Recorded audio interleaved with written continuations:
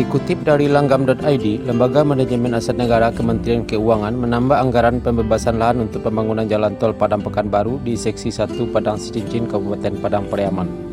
Informasi tersebut diberitahukan oleh Gubernur Sumatera Barat, Mahyildi, saat menggelar rapat koordinasi bersama sejumlah pihak terkait kelanjutan pembangunan proyek tol di Auditorium Gubernur Sumbar, Kamis 16 September 2001 beberapa hari yang lalu.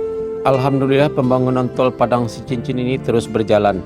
Informasi tadi dari LMAN sudah menambah anggaran sekitar 300 miliar, kata Mahyildi. Dengan ditambahnya anggaran itu, terang Mahyildi, artinya pembangunan jalan tol akan terus berjalan.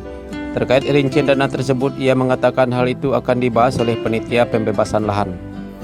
Saat ini, ungkap Mahyildi, pembebasan lahan terus berlangsung.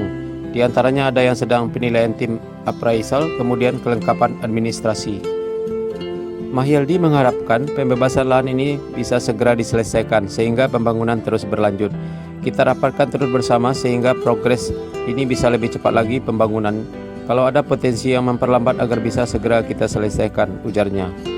Mahyildi mengatakan bahwa bagaimanapun progres saat ini terus berjalan, diharapkan rencana ini terus berproses sampai selesai karena pembangunan jalan tol ini adalah salah satu proyek strategis nasional.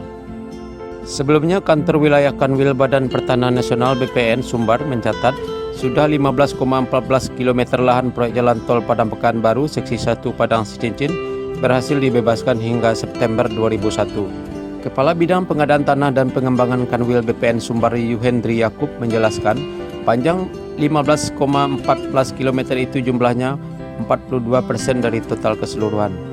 Diketahui total panjang secara keseluruhan adalah 32,4 km berlokasi di Kabupaten Padang Pariaman. Panjang 32,4 km itu dihitung dari titik 4,2 km sampai 36,6 km. Bagaimana pendapat dan komentar teman-teman Danun Sanak Sadonyo? Silahkan tulis di bawah. Dan bagi teman-teman Danun Sanak yang belum subscribe channel ini, silahkan di subscribe dulu agar tidak ketinggalan berita dan info terbaru lainnya dari kami. Terima kasih. Assalamualaikum warahmatullahi wabarakatuh.